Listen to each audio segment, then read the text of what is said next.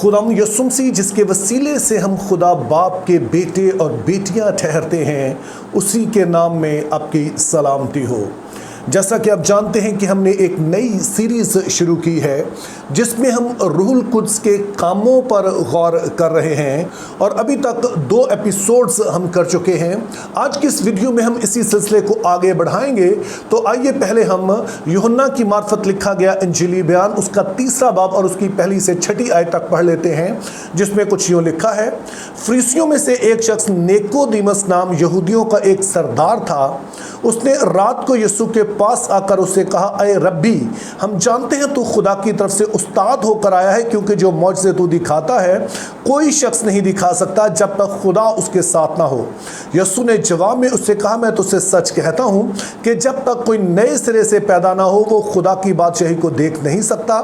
Nicodemus ने उससे कहा, आदमी जब बूढ़ा हो गया तो क्यों कर पैदा हो सकता है? क्या वो दोबारा अपनी माँ के पेट में दाखिल होकर पैदा हो सकता है? यीशु ने जवाब दिया कि मैं तुझसे सच कहता हूँ, जब तक कोई आदमी पानी और रूह से पैदा ना हो वो खुदा की बादशाही में दाखिल नहीं हो सकता। जो जिस्म से पैदा हुआ जिस्म है और जो रूह से पैदा हुआ रूह है। और फिर 10वीं आयत में यीशु मसीह कहते हैं, यीशु ने जवाब में उससे कहा, बनी इसराइल का उस्ताद होकर क्या तू इन बातों को नहीं जानता? अब जैसे कि आपने देखा कि एक लंबा हवाला है और इसके कई पहलू हैं जिन पर बात हो सकती है और होनी चाहिए, लेकिन हम सिर्फ अपने इसी मौजू को सामने रखते हुए, जो रूहुल कुद्स के काम है उनको सामने रखते हुए हम बात करेंगे। तो पहली चीज़ जिस पर हम गौर करेंगे वो 5वीं आयत है, जिसमें यीशु मसीह कहते हैं, जब तक कोई पानी और रूह से पैदा ना हो वो खुदा की बादशाही में दाखिल नहीं हो सकता है। तो हमारे लिए बुनियादी सवाल ये है कि पानी और रूह से पैदा होने का मतलब क्या है।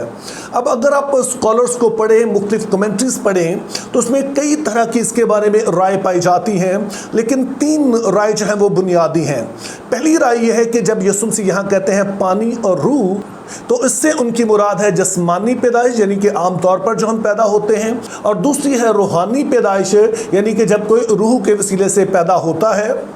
अब जो इस नज़रिए के साथ मुत्तफिक हैं वो पानी से पैदा होने की तशरीह कुछ यूँ करते हैं कि जब एक बच्चा कुदरती तौर पर अपनी माँ के पेट में पड़ता है तो जब तक वो माँ के पेट में है वो एक पानी की थैली में मौजूद होता है और पैदाइश से पहले ये थैली फट जाती है, फिर बच्चा जो है माँ के पेट से बाहर आता है। तो इस तरह से यीशु मसीह का इशारा आम पैदाइश की तरफ है, जिसका मतलब ये हुआ कि यीशु मसीह का कहना है कि एक शख्स जो कि सिर्फ कुदरती तौर पर पैदा हुआ है वो खुदा की बादशाही में दाखिल नहीं हो सकता है, बल्कि उसके साथ उसका रूह से पैदा होना, नए सिरे से पैदा होना भी ज़रूर है ताकि वो खुदा की बादशाही में दाखिल हो सके। ताहम उलमा की एक बड़ी तादाद वो है जो कि इस वाले नज़रिए को डिसओन करती है, वो समझते हैं कि यह नज़रिया ठीक नहीं है और वो कहते हैं कि दरअसल पानी से यहाँ पर मुराद बपतिस्मा है, जो कि बाप बेटे रूहुल कुद्स के नाम से लिया जाता है। वो बपतिस्मा जो यीशु मसीह ने मुकर्रर किया, और उससे मुराद ज़ाहिर है कि रूहुल कुद्स का काम है जो कि वो हमारी ज़िंदगी में करता है। अब अगर सतही तौर पर देखें तो ये नज़रिया काफ़ी दिलचस्प है और जो कुछ हम बाइबल मुक़द्दस में पढ़ते हैं उसके काफ़ी करीब मालूम होता है। लेकिन फिर उलमा की एक तीसरी तादाद है जो काफ़ी मोतबर उलमा है और काफ़ी बड़ी तादाद में है। वो समझते हैं कि इस बात को इसलिए कबूल करना मुश्किल है क्योंकि जब यीशु मसीह ये बात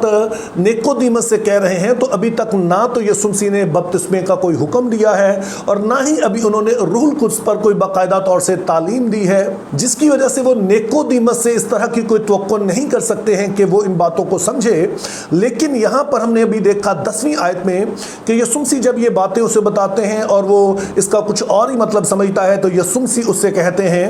कि तू इसराइल का उस्ताद होकर इन बातों को नहीं समझता है, जिससे पता चलता है कि यीशु मसीह उससे तवक्को कर रहे हैं कि वो इन बातों को समझे। लेकिन यीशु मसीह उससे कैसे उन बातों की तवक्को कर सकते हैं जो कि नए अहद में अभी बताई ही नहीं गई हैं, और निकोदेमुस ज़ाहिर है कि अहद अतीक को जानता है। तो इसलिए उलमा का जो तीसरा ग्रुप है वो समझता है कि जो कुछ यीशु मसीह ने यहाँ पर कहा है इसका ताल्लुक लाजमी तौर पर अहद अतीक के किसी हवाले से होना चाहिए जिसको ये रब्बी यानी कि निकोदेमुस जो है वो समझता हो। और जब इन उलमा से ये सवाल किया जाता है कि यीशु मसीह अहद अतीक के किस हवाले की तरफ इशारा कर रहे हैं, तो इन उलमा का मानना है कि यीशु मसीह यहाँ पर हिजकिय्याल 36 बाब उसकी 25 से 27 आयत का हवाला दे रहे हैं, जिसमें कुछ यूँ लिखा है, तब तुम पर साफ पानी छिड़कूंगा और तुम पाक साफ होगे, और मैं तुमको तुम्हारी तमाम गंदगी से और तुम्हारे सब बुतों से पाक करूंगा, और मैं तुमको नया दिल बख्शूंगा और नई रूह तुम्हारे बातन में डालूंगा, और तुम्हारे जिस्म में से संगीन दिल को निकाल डालूंगा और गोश्तीन दिल तुमको अनायत करूंगा। मैं अपनी रूह तुम्हारे बातन में डालूंगा और तुमसे अपने आइन की पैरवी कराऊंगा, और तुम मेरे अहकाम पर अमल करोगे और उनको बजा लाओगे। अब इस हवाले की पहली बात जो है कि इसका ताल्लुक हिजकियेल से है, और हिजकियेल वो शख्स है जो कि असीरी के ज़माने का नबी है, यानी कि खुदा ताला ने जब यहूदा के कबीले को नबूकदनेस्सर के हाथ असीर करके बाबुल को भेजा तो लगता था इसराइल की सारी उम्मीदें ख़त्म हो गई हैं। लेकिन इसी दौर में तीन बड़े नबी जो कि नबूवत कर रहे थे, यिर्मयाह, हिजकियेल और दानियल। तो यिर्मयाह 31 बाब उसकी 31 से 34 आयत में हम पढ़ते हैं कि खुदा ताला इसराइल को बताते हैं कि ये एंड नहीं है, बल्कि खुदा तुम्हारे साथ नया अहद बांधेगा। और फिर इसी बात का इजहार यहाँ पर हिजकियेल करता है कि अब के खुदा तुम्हारे लिए खास किस्म का इंतज़ाम करेगा, और वो ये है कि वो तुम्हें अंदर से पाक करेगा, और इस पाकीज़गी का ताल्लुक जो है वो रूह से होगा। रूह को वो तुम्हारे अंदर डालेगा जिसके असर से तुम अंदर से पाक होगे, और फिर तुम्हारे अंदर ये ख्वाहिश पैदा होगी कि तुम उसके हुक्म बजा लाओ। तो इस तरह से वो उलमा जो इस तीसरे नज़रिए के हामी हैं, उनका मानना है कि यहाँ जब यीशु मसीह ने कहा कि पानी और रूह से पैदा होना, तो वो दरअसल एक ही तजुर्बे की बात कर रहे हैं, ये दो चीज़ें नहीं हैं। क्योंकि हिजकियेल की किताब में रूहुल कुद्स के वसीला से जो एक खास काम किसी के अंदर होता है, ये उसकी तरफ इशारा किया गया है। तो इसलिए हमें इसे एक इस्तिलाह के तौर पर समझना, यानी कि रूहुल कुद्स का ऐसा काम जो हमें अंदर से पाक करता है, जैसे कि पानी छिड़क कर किसी को पाक किया जाता है, तो रूहुल कुद्स चूंकि हमें पाक करता है, तो ये उस वाले तजुर्बे की, ये रूहुल कुद्स के उस काम की तरफ इशारा है। और मैं समझता हूं कि ये बात दुरुस्त है, क्योंकि जब आप यूहन्ना 3 बाब उसकी 3 और 5वीं आयत का मुआजना करते हैं, तो उससे ये बात वाज़ेह होती है कि ये दरअसल यीशु मसीह एक ही तजुर्बे की तरफ इशारा कर रहे हैं। क्योंकि 3री आयत में यीशु मसीह ने कहा जब तक कोई नए सिरे से पैदा ना हो वो खुदा की बादशाही को देख नहीं सकता है। और फिर 5वीं आयत में कहते हैं जब तक कोई पानी और रूह से पैदा ना हो वो खुदा की बादशाही में दाखिल नहीं हो सकता है। तो इस तरह से हम देखते हैं कि ये दोनों ही आयतें एक ही तजुर्बे की तरफ इशारा कर रही हैं, जिसको हम कहते हैं नए सिरे से पैदा होना। तो मैं शख्सी तौर पर इस तीसरे नज़रिए का हामी हूँ। उसकी पहली वजह यही है कि यीशु मसीह निकोदेमस से तवक्को करते हैं कि वो इस तरह के किसी तजुर्बे से वाकिफ़ होगा, लेकिन चूंकि निकोदेमस अहद अतीक का उस्ताद है, तो इसलिए ज़रूर ये कोई ऐसी बात होनी चाहिए जो अहद अतीक में मौजूद हो। और हमने देखा कि पानी और रूह का एक इस्तिलाह के तौर पर जो इस्तेमाल है वो हिजकियेल 36 बाब में है। वहाँ पर रूहुल कुद्स के उस काम की तरफ इशारा किया गया कि जब उसके काम के वसीला से हम अंदर से पाकीज़गी का तजुर्बा करते हैं और खुदा के हुक्मों की तरफ राग़िब होते हैं। और फिर हमने 3री और 5वीं आयत में देखा कि नए सिरे से पैदा होना और पानी और रूह से पैदा होना ये दरअसल एक ही इवेंट है जो कि रूहुल कुद्स का एक ख़ुसूसी काम है। तो अब हमारे लिए सवाल ये पैदा होता है कि जब कोई नए सिरे से पैदा होता है एग्जैक्टली इसमें होता क्या है। तो इस हवाले से जो उलमाए बाइबल हैं उनका मानना है कि ये पुरअसरार काम है। जैसे यीशु मसीह ने इसी हवाले में जो कि अभी हमने यूहन्ना की इंजील में पढ़ा,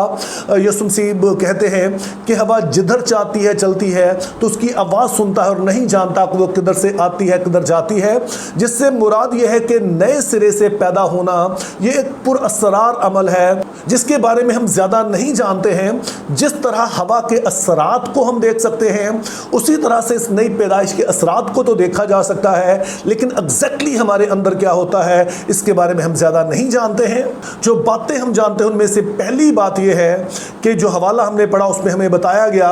कि जो जिस्म से पैदा हुआ वो जिस्म है और जो रूह से पैदा हुआ वो रूह है। तो जब कोई नए सिरे से पैदा होता है तो ये सरासर रूहुल कुद्स का काम है कि वो हमारे अंदर नई पैदाइश का तजुर्बा देता है। दूसरी बात जो हमने हिजकियेल के हवाले से जानी